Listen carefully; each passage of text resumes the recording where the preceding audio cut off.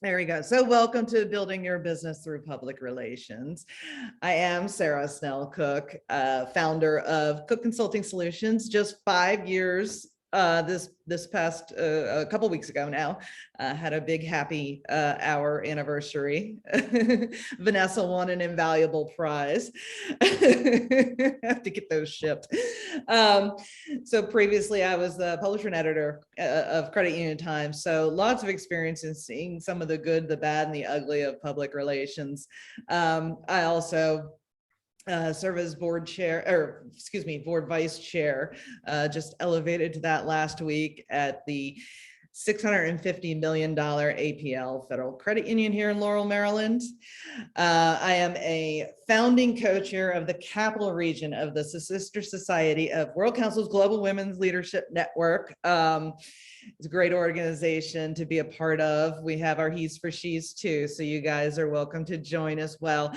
And I have a MBA, but that's, old stuff because I'm seasoned veteran here. So we're going to talk a little bit about the return on investment for public relations. And so as I was actually researching and looking for data, really there isn't much out there. There's a few ways of measuring it, but generally speaking though, the return on investment for working on your public relations is sharing your expertise, elevating your people, your experts in the credit union or in your organization to help people understand exactly what your credit union does, the expertise that you have, and then also that provides kind of a independent third-party verification of your qualifications. And so helps to get your name out there, obviously, as experts in whichever field you want to be experts in, whether it's your mortgage lending, or it might be, more general economic information. You're also working on building targeted relationships, not only with the journalists and the editors that you're trying to target, but also obviously their audiences, which is your ultimate goal.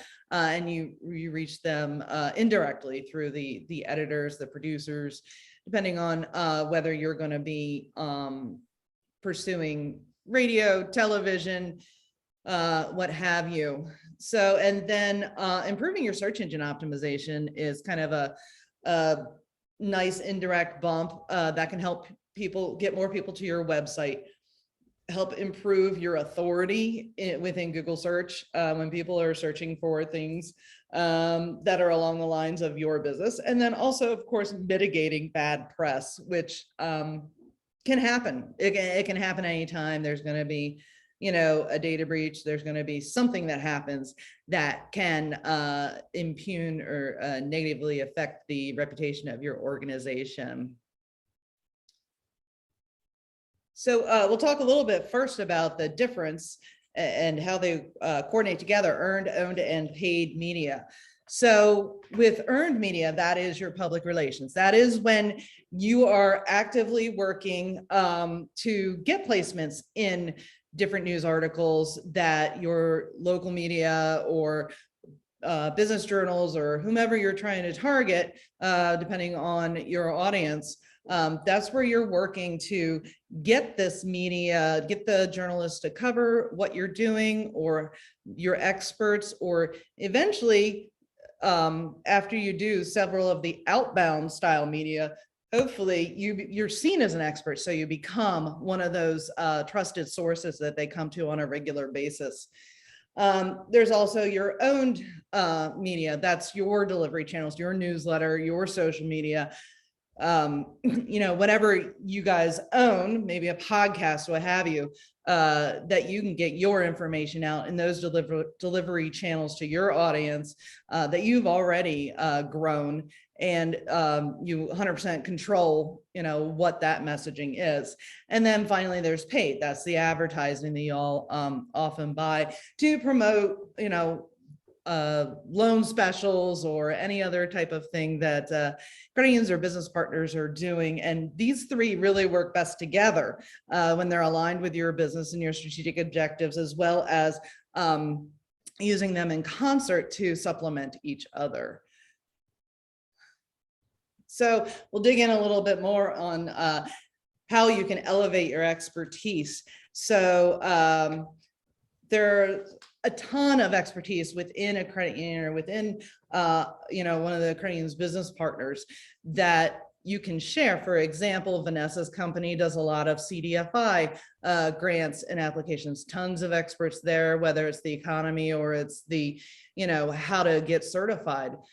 Fred's a marketing genius.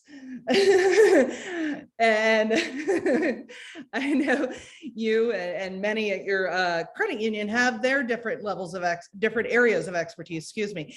And, the local news outlets, they're always looking for experts on whether it's the local economy or where loan rates are going to go, personal finance, technology, how members might use it or consumers might use it. And then, just feel good news stories, sort of the testimonial type of how, you helped a member do a certain thing and making people, interested on a human level in what you're doing and so much more. I included your marketing company as one of my clients. We recently, and this is now probably in the past 6 months, but we had pitched an article to Credit Union Times, and after that ran another credit. It was featuring a client of your marketing company that does, I believe it was on I-10 lending and Hispanic media marketing for credit unions. After that, there isn't always this direct tie, but after that, they had a credit union call them up, read the article, said, we want you to do that for us. So there isn't always that direct tie on the return of investment for your public relations, but often there is an indirect way to get at that. Again, building targeted relationships. And this can go for, inviting journalists or editors or producers out to coffee or drinks, depending on your preference, maybe even cigars. And then, to working outside the office to build that rapport. But it can also be done digitally too, especially now in the virtual world. Many people are not comfortable meeting in person yet. So, dropping in their DMs every once in a while, a little pitch about, hey, I've got this person who knows about this particular thing that's happening in our community or within our select employee group or what have you, whatever your target audience is, and, use that to pitch as a story. And there's different ways of pitching stories as well. There's obviously the press release that many credit unions do, but also, you can just pitch articles, whether it's over the phone or in a quick email, short of providing a full formal press release. But at the same time, it's usually more about a concept rather than a particular thing you're trying to promote about your organization. And then also, of course, you have the opportunities to submit opinion pieces or letters to the editor, providing thought leadership in your local communication or in your local community, as well as within the B2B community, depending on what your target is. If you do a lot of business lending, you might be trying to hit your business journals up for some coverage versus, your mainstream local press.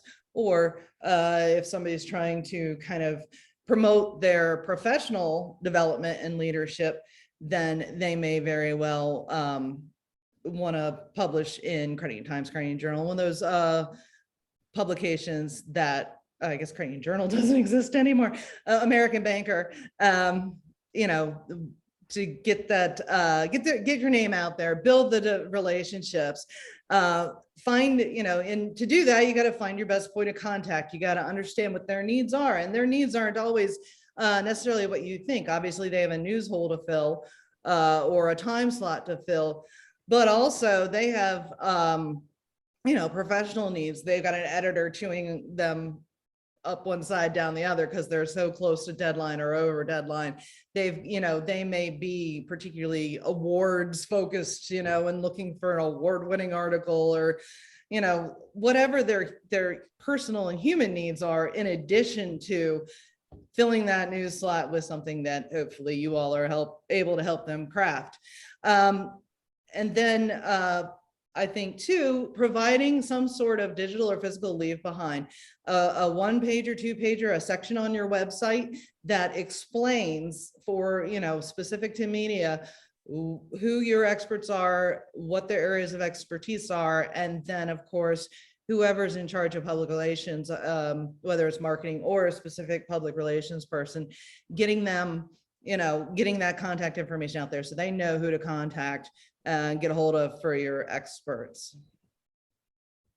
We also mentioned it boosts search engine optimization. When people read your news, they're going to search more for your company, and there will be backlinks from that post. This all lends the authority and raises your company, your credit union, up in Google searches when consumers are searching about them. So, you use appropriate long tail keywords. For example, instead of auto loan, it might be auto loans in such and such Connecticut. I can't think of a town in Connecticut right now, but so that it is geographically focused or focused specific to your select employee group or other field of membership. You can also use the search engine optimization words in your website and your press releases. Include a couple hyperlinks in your press releases as well, because that way it will direct back to your site. That helps your search engine optimization as far as backlinks and referral traffic. And then can also, if you are interested in using a wire service, they can be very handy as well, specifically when trying to boost your search engine optimization, because they do put the news out, the press releases out in such a broad number of publications. That will help your search engine optimization, especially if it's something that you don't expect anybody to particularly pick up, but it may be a press release specifically for a search engine optimization play. So something to consider there as well. They can be pricey. Just a heads up on that.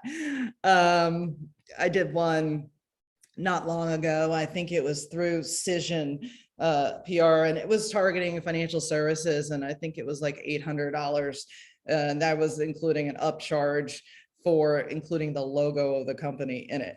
So it can be pricey, but it also can be worth it, because if you drive enough people, or the right people, to your website, then they get a car loan, and that $800 is paid for, in that one product offering. And then also, of course, mitigating bad press. Bad things happen. It's going to happen. There's going to be a data breach. There's going to be a robbery. There's going to be whatever it is that is going to happen. And there are ways that credit unions can help mitigate that, including through public relations, because one of the things, I was recently working on our project for a client, and we were looking at credit unions and the work that they do in their communities, the charities they support, nonprofits they support. Some of these credit unions that I was searching for, they had not done any public relations around the work that they had done. So guess what showed up when I searched for them, when I Google searched for them? I found robberies. That is not what you want people to find when they're searching for your credit union or your organization. So by doing public relations to start with, it can help, bury that in the news feed.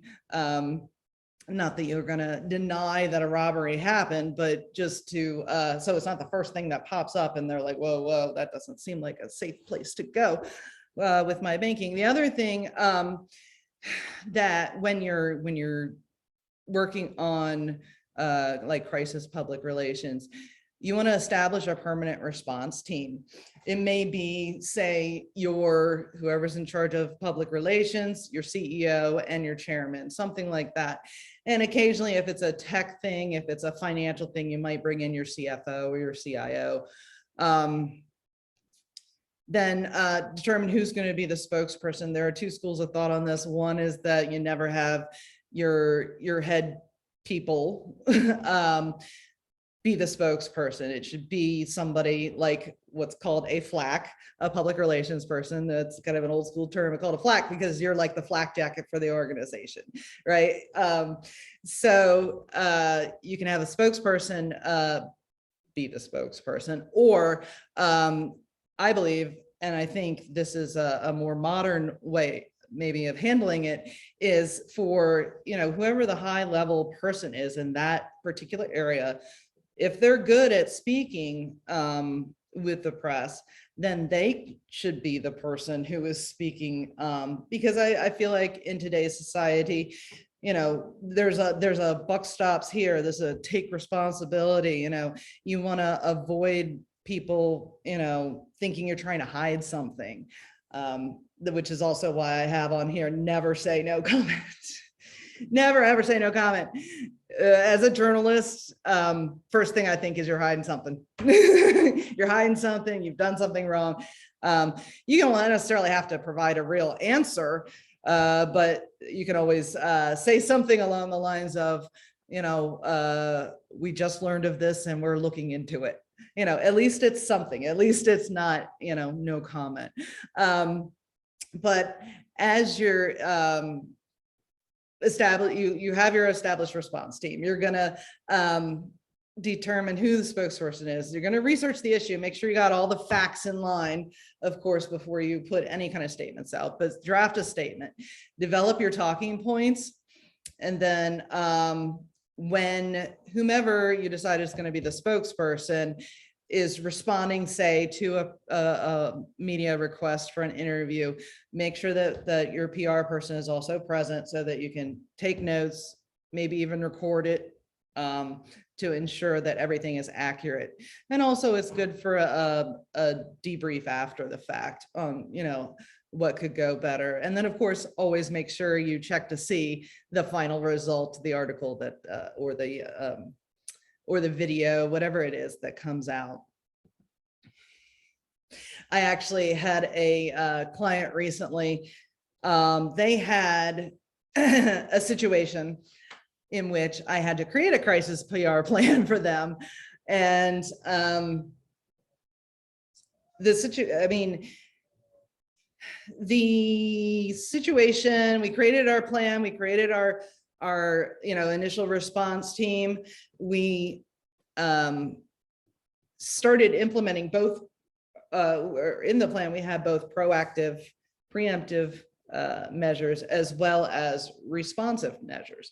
And we started to implement those proactive items, things that like blogs and press releases that were positively showing this particular company around the area where this issue was taking place. And I'm trying to be very vague about this, I'm sorry. But then, fortunately, the situation ended up kind of petering down, dying out. And so we didn't have to continue with the plan, but think about, what might have happened had we not been as prepared as we were to respond and proactively get the positively spun information out there. And I hate to use the word spin as a journalist, but it's what it is, I'm a recovering reporter and now public relations. But yeah, the cost of being not prepared is huge, can potentially be huge. So you also need to consider that as you're considering the ROI of public relations.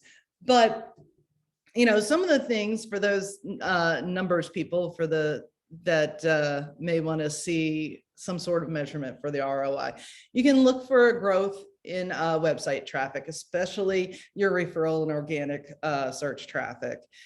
You may experience an increase in leads for B2B in particular, because the slower sales cycle, or increase in sales or conversions for B2C companies. Also, there's the simple of asking, how'd you hear about us? Whether it's digitally or, at the branch, what have you. So those are just a few ways that you can try to put some numbers to public relations. And to sum up, because I told you what I was going to tell you, I told you what I was telling you, and now I'm telling you what I told you, which is part of what you're going to want to do when you're doing interviews with the media. So you want to share your expertise, elevate the people at your organization who are experts in whatever particular area it is, whether it's advocacy or a particular type of lending or technology. Build those targeted relationships with not only the journalists and editors and producers, but also with your their audiences indirectly, obviously. Improving your search engine optimization, of course, always good to elevate when consumers are searching or buyers of your products are searching. And then, of course, as we said, mitigating bad press. Now, just one quick little pitch here. I'm going to be offering a 6-week PR course, which will dive much more into the practical application of public relations for those doers. And then we also have custom PR workshops for your organizations that can be 1 or 2 days, virtual or on-site, where we really just intensively work through the public relations plan, how it works with your communications plan, one-on-one training with your executives, executive spokespeople. Lots and lots of things that go into that, but wanted to make sure you all are aware. The PR course will start in June, of course, and the custom PR workshop is basically anytime you want it, that we're all available. So with that, I will say thank you for attending. And do you all have any questions? Wait. Finally, I'm not on mute. Boy, that was really strange. If you're in a slow media area such as mine, where a lot of the newspaper is read in about 15 minutes, it's tough getting anything into local papers, except the local free ones. And people are reading those. But as far as dealing with a journalist, there ain't any around here. So it's fighting the uphill battle. And I'm not going to bother paying for an ad because we're a very small little podunk credit union. It's always an uphill battle. Yeah, well, and I think too, Fred, to your point, there's a lot of decentralization of journalism. We've always had freelancers, writing for publications, but nowadays it's like people will get famous depending on how what you consider that. People will get famous at whatever publication, say Politico or whatever around here in the DC area, and go start their own thing. They'll go start their own podcast or whatever. So a lot of it has been decentralized, and getting in with those influencers, the podcasters and stuff, may be the way to go, particularly in an area like yours. The other thing to consider, and I'm not familiar with the publications around your area, but their websites, of course, have a lot going on too.